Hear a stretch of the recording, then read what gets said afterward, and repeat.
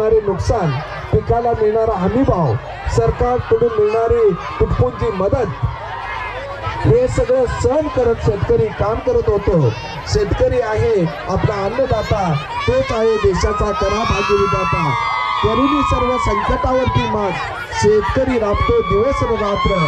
असा दिवस रात्र राबून कष्टाची भाकरी पेकवतो आणि म्हणतो आम्ही जातीचा शेतकरी, खातो कष्टाची भाकरी.